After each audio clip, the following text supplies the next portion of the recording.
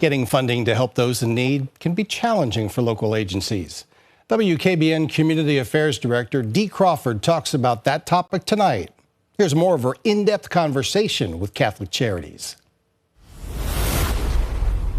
Welcome to my continued conversation around the needs for addressing housing for individuals during the winter months with Nancy Voitus from Catholic Charities. Nancy, there's this continuum need. It needs to be a community effort. It cannot just be one agency. Even though my conversation has been with the various agencies, the need's still there. Yeah. There's a need for all of us to try to work together. And I think that's one of the things that's always been positive about this community is we do try to all collaborate and work with each other so that we're not duplicating, but we're each supporting each other. You know, resources are always tight. You're competing for the same resources. And competing for the same resources. But funding is a reality. You know, our shelters are really at a point where we need to secure funding to be stable, you know, for a longer period of time. So any kind of financial support that we can get, we're out looking for grants and whatever funding is still out there that can, you know, be supportive because we see where the need is there. The calls constantly come. Working together, I think the continuum of care is something that continues to try to bring people together to work together on these common issues because we all get the same calls and we can't just keep shoveling everybody over to each other. We need to have a plan. So I think there are positive efforts to bring together some kind of plan for cold weather as well as for housing issues. Even though you have a waiting list, how can you be reached at Catholic Charities?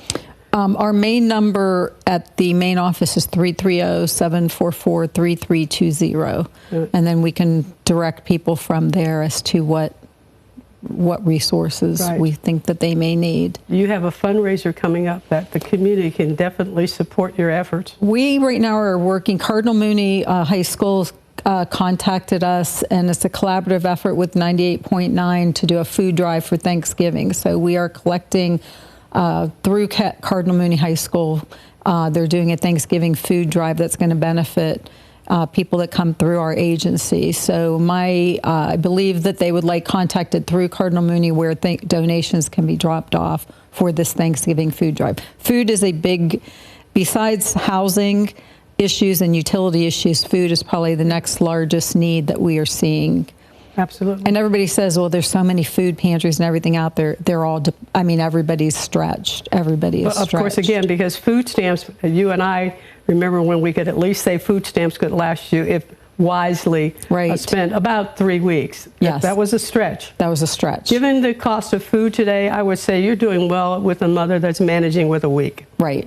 With a household of 3 to 4, you're doing well if you manage a week. Right. And I'll hear people say sometimes, well, they just got their food stamps last week. Yeah. Have you been to the grocery store? Right. I mean, every time we go, you know, there's sticker shock. You look at the bags and you think, how does this cost this much? And if we're personally experiencing, what do you think of our elderly and those that are the fragile and most in need in our community? Yeah. So support for all of the food resources that are out there is just continues to be a critical issue as well.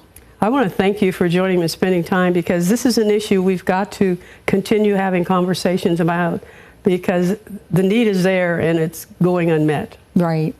Again, I'm Dee Crawford, Community Affairs Director, WKBN, and I want to thank Nancy for joining me and you as well.